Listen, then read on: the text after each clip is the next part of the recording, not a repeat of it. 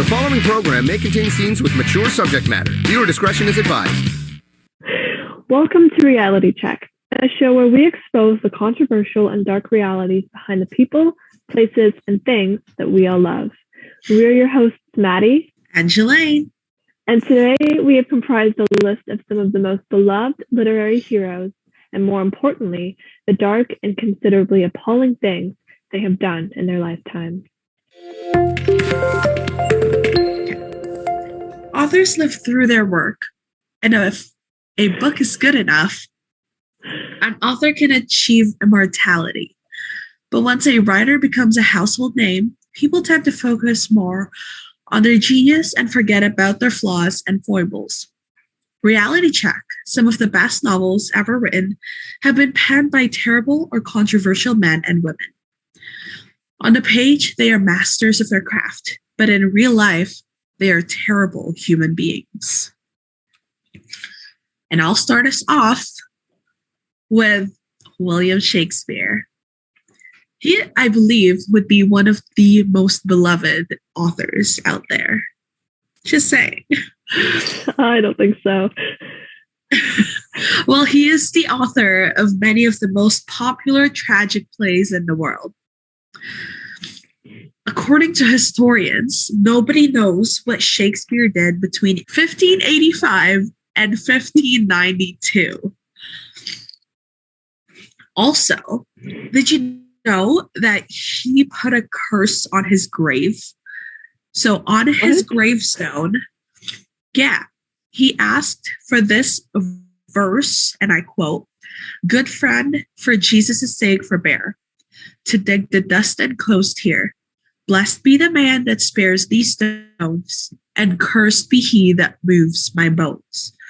So it must have done the trick, because since then, Shakespeare's remains have yet to be disturbed.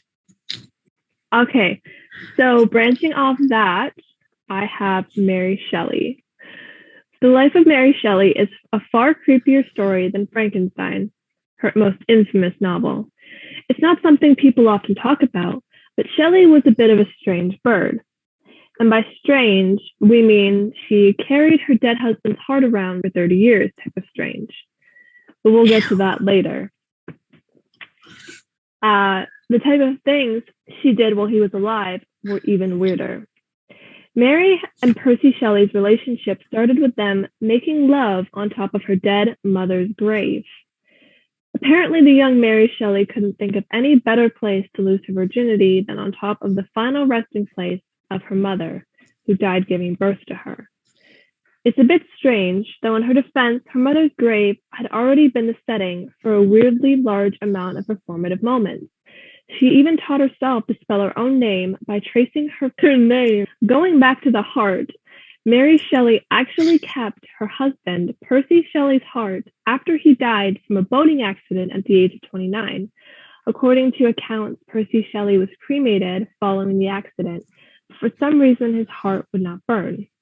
Some experts believe it may have been calcified due to an earlier encounter with tuberculosis. But whatever the reason, Mary Shelley inherited her husband's entire heart. Instead of burying it with the rest of his remains, Mary decided to keep the heart in a silk satchel and carry it around with her. After she passed away, the heart was discovered in Mary's desk drawer, wrapped in one of her husband's poems. Now, if that isn't the most gothic tale for a gothic queen, then I don't know what is. I agree. I don't know if it's romantic or disgusting, but it's definitely both. Both. Definitely both. All right. So, Lord of the Flies. The author of Lord of the Flies, his name is William Golding. He, how do I say this nicely? Tried to create a novel when he was younger, and he was unsuccessful. And so, since this frustration of his built up, he decided to take it out on other kids and bullied them. And I quote, He also said, "I enjoy hurting people." Dude, no. Anyways, addition to that, there was a reason the author of Lord of the Flies was so deeply acquainted with the darkness at the heart of young boys, because he is as dark as they were. So before he died, he wrote a memoir which he basically confessed everything that he has done to maybe get rid of some of the guilt that he felt. And one, he openly confessed to attempting rape. When he was 18, he was obsessed with a 14-year-old girl named Dora. He was so obsessed, in fact, that he lured her out into a field and tried to violently, physically force himself upon her. Young Dora then had to beat him with her fists to get him to let her go. And the second he loosed his grip, she ran for her life. But Golding chased after her anyways and said, "I am not going to hurt you." Well, he didn't exactly. He wasn't exactly true to his word. I'm pretty sure he did. Exactly. And so Golding, even as an old man, when he was writing his memoirs, he still put in some really creepy language describing this moment. He said, and I quote, "She was just a child," he admitted, "but she was," quote, "already sexy as an ape." He also called her depraved by nature, and apparently he knew that she wanted heavy sex, which I really don't think is the case with a 14-year-old running away from you screaming. So absolutely, you be the guest of that. Exactly. I don't even think it's you'll be the guest. I think that's not right. He knew it wasn't right, though. He knew it. Yeah. That's the important part. Okay, so up next we have George Orwell, one of the most beloved anti-government authors in literature history. The man who warned us about a grim future in which spies and secret police drag people away for having dangerous thoughts wasn't exactly as staunch of a freedom lover as he might seem. In real life, he was more a part of a big brother than he was against it. Orwell kept a secret list of people he'd met who he thought were secret communist sympathizers. Anyone he met who seemed a little too favorable to the idea of social welfare got their name jotted down on Orwell's blacklist. When he had enough names, he sent it to the British government with a little note telling them, quote unquote, "Never trust these people." Orson Welles, Katharine Hepburn, Charlie Chaplin, and dozens of other major names showed up in Orwell's list.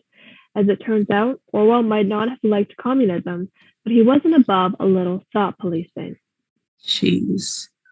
In 1949, at the height of the Cold War, he compiled, again, the list of artists he suspected of having communist leanings and passed it along to his friend Celia Paget, who worked for the UK's Information Research Department. After the war ended, the branch was tasked with distributing anti-communist propaganda throughout Europe. Orwell's intention was to blacklist those individuals whom he considered untrustworthy from IRD employment.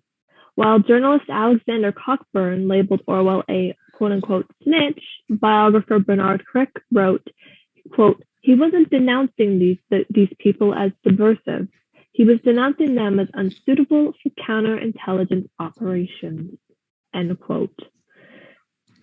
I mean, he is a snitch, though. Like, oh, big time. I mean, I just find it so fascinating that this man who was like this amazing author for tearing down Big Brother was the same guy going to him and giving up people who, you know, were considered communist. Yeah, that's true. Don't judge a book by its cover. Exactly. Look where it got him. All right. So, Norman Mailer. His best-selling novel is about his combat experience in the Pacific. It's called The Naked and the Dead. I do have a quote here. It's from a biography, and it says, quote, "A little bit of rape is good for a man's soul," end quote. When in a show called The Dick Cavett Show a few years back. He also mentioned this, and I will go more into detail after. It says, "We all know that I stabbed my wife many years ago. We all know that." Mailer has all know that I stabbed my wife many years ago. We do know that. So, according to that quote that I just read, he stabbed common knowledge. He stabbed his wife. Apparently, everyone knew. I didn't. So, here's what happened. He was running for mayor in the 1960s in New York. And it was a very serious campaign. But, so he threw a party. But then he didn't win. So he got drunk out of his mind. And he was challenging people to fight against him because, he's drunk. And then finally, his wife got super fed up and just started hurling insults at him, which I will not be repeating because it's some bad language. And so instead of Mailer just talking or even arguing back, he grabbed a penknife and jammed it into his wife's chest, just barely missing her heart. Imagine that.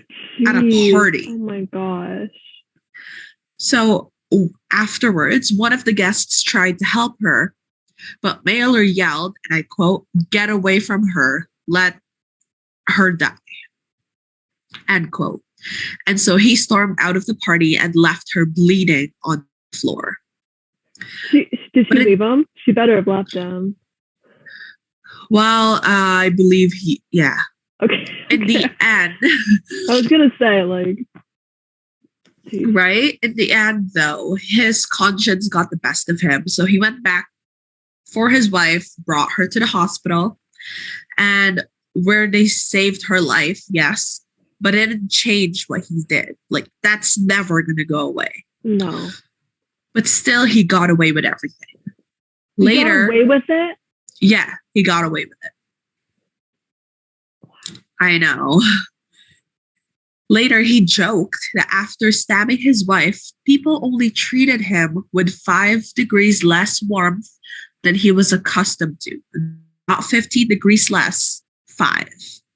And I'm like, that your reputation is worth more than your wife? I know. He shouldn't have gone away with it, for sure. No. Committed murder. Attempted murder. Not committed. He attempted murder. Still did. Wow. Still got away with it. Not surprised. Do you love the thrill of reading but don't have the time to read word for word? Well, don't we have the solution for you? This video is sponsored by Audible. Audible is the biggest source of spoken word entertainment. They have it all from mystery thriller to sci-fi and fantasy to young adult. Dealing with a busy schedule can restrict you from taking the time to indulge into a good book. However, with Audible, you can immerse yourself in the world of your favorite novel, hands-free. Each month you are signed up with Audible, you get a credit to spend on any audiobook across Audible's massive library. In the description below is a link that will give you a free 30 days off, which means you actually get 1 free credit to spend on anything. Also, while you have your trial, you get access to the Plus catalog, which is filled with absolute gems. Like I said, the link is in the description below, but you can also go to audible.com/realitycheck or text realitycheck to 500-500. Snag your free 30 days and select any book you want. A huge thank you to Audible for sponsoring this week's episode. So, up next is J.D. Salinger, who was obsessed with teenage girls. Seems like it's a reoccurring theme on this show today. So the author of the notorious novel The Catcher in the Rye, Salinger loved underage girls. Or at least that's what his girlfriend, Joyce Maynard, said about him anyway. At least that's what his girlfriend at the time, Joyce Maynard, said about him. When Salinger and Maynard started dating, she was 18 years old. And can you guess how old he was? 53. Maynard isn't the only person who has come forward as one of Salinger's teenage lovers. A woman named Jean Miller claims that she started dating Salinger when she was just 14 years old. If you put that into perspective, that's 2 years younger than us. Salinger says she spotted her reading Wuthering Heights at the pool and said, "Hi, how's Heathcliff?" The two ended up staying together for 5 years. To give Salinger credit, he did wait until Miller was of legal age before sleeping with her. As soon as he did, though, he immediately left her life and never spoke to her again. According to Joyce Maynard, that was how Salinger operated, and not just with them, but with other young girls who haven't come forward. As well, he was a seduction played out with words and ideas, not lovemaking, she said. Technically, he wouldn't actually break any laws, but he would spend years seducing young girls and telling them he loved them. Jeez. I know. Gosh. That is just disgusting. It's horrifying. Like, I don't 50-year-old? Yeah. With a grade 9, basically. Basically. Ew. Illegal. He's old enough to be her father. Exactly. Even her grandfather, maybe. He's 50. Maybe. I mean, that's not that old. Pedophile. Okay. I have one more. This is the last person from me. His name's Oscar Wilde. And one of his best, actually, it's his only novel that he ever wrote. And because it's the only one he wrote, it got published. It's called A Picture of Dorian Gray.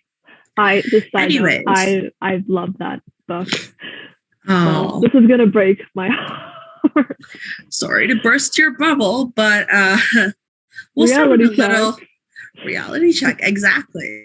Yeah. So he was married and he had 2 children.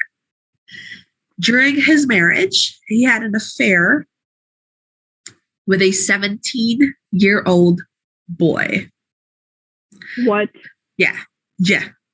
Like, I'm not homophobic, but during this time, it was very illegal and wrong to be gay, basically. And so he had an affair with a 17-year-old boy for almost 2 years, and his wife didn't know about it. Then people started accusing him to the point where they had to take it to court. They had all these trials. Like, it, I believe, lasted a few years before they finally found him guilty and sent him to prison for it. And so they kept denying. They're like, "Oh, we're just friends. We're helping him." But no, they had an affair. And so he went to prison. Here's the worst part. He went to prison, did his sentence, and then him and his wife divorced. When he got out of prison, I would hope so. Exactly. When he got out of prison, his wife though gave him money to start over. So because she still loved him, which, quite honestly, I understand, but also don't understand. He did this terrible thing. But then again, it's love. Who knows? And so she moved away with her 2 children and gave him some money to start over. As soon as he got out of jail, he got back together with the previous boy that he had an affair with.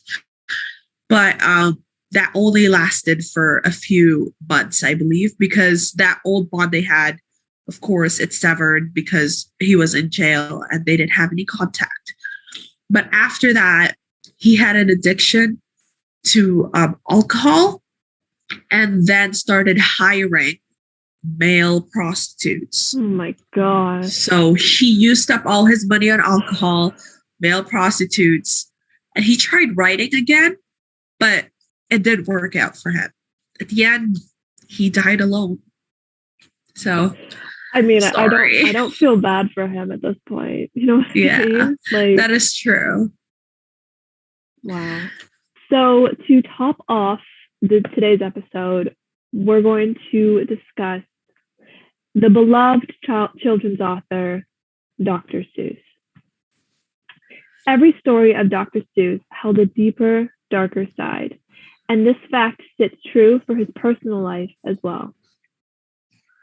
Born Theodore Seuss Geisel, Seuss was habitual of creating racist cartoons. So some examples include labeled as Chinaman, a racist character of a Chinese person was drawn in his very first children's book that children were reading.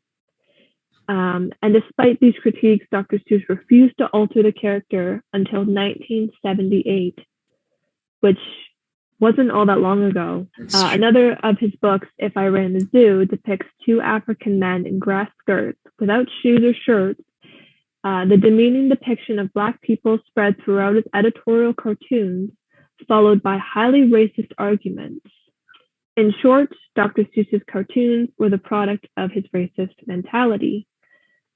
Another interesting fact, or horrible fact, considering what light you look at it from, Dr. Seuss hated children, which is pretty ironic because he made his profit off of children's books. He's considered one of the most famous children's authors in the world and once confessed to his wife how he was pretty terrified with children. The root of that terror being children's unpredictable nature.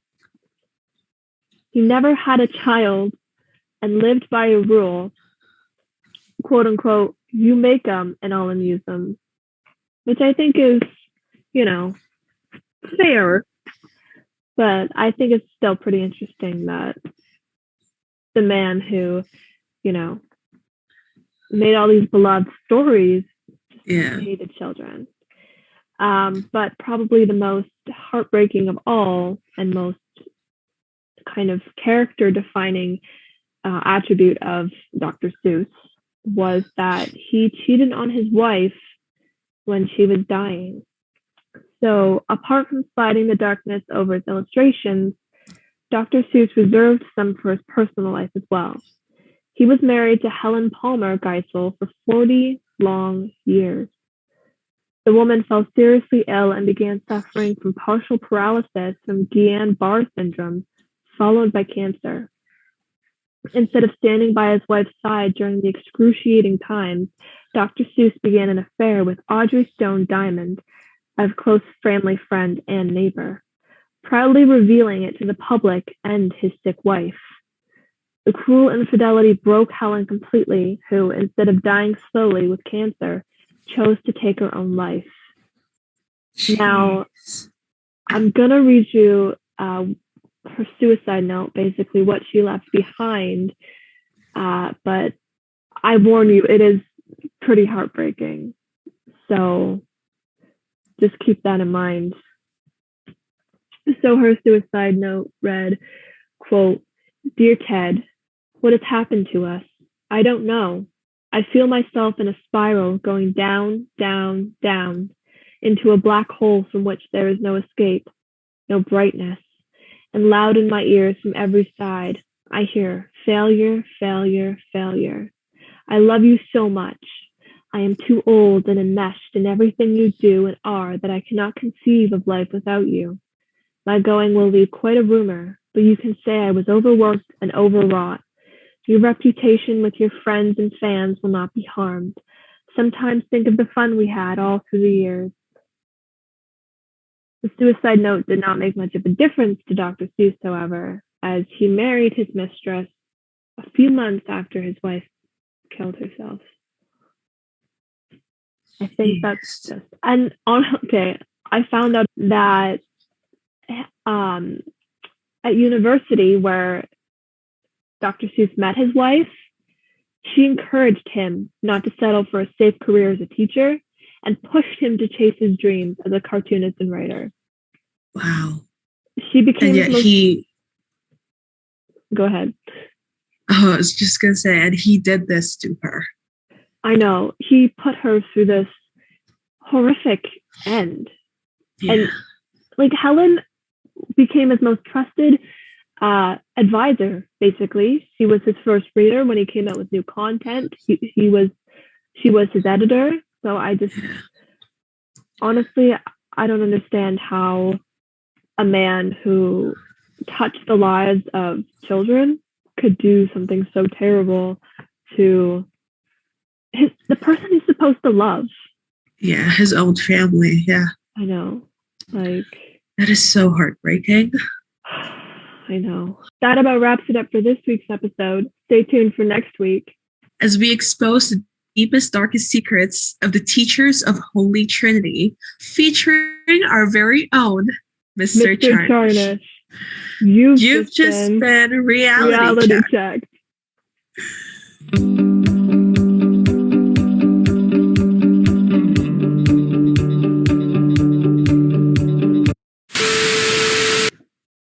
Welcome to Reality Check. Wait. Okay, let me see. Okay. Authors live through their work, and if a good as book, and if when he was 18, he was obsessed with a 14-year-old girl named Dora.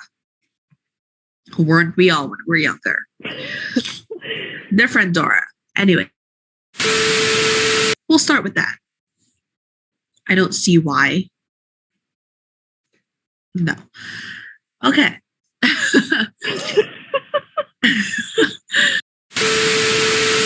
Wow. Do you think you can top that? I think so. Probably. We have a lot of horrible people on this list. Well, I think you win this one. Jeez, okay. All right. Stay tuned for our next episode on reality check. Oh. On reality. Okay, wait, go. Just redo that one. Okay. What? Stay tuned for our next week's episode on go. Reality check. I'm so confused. Good. Okay. All right. This about wraps it up.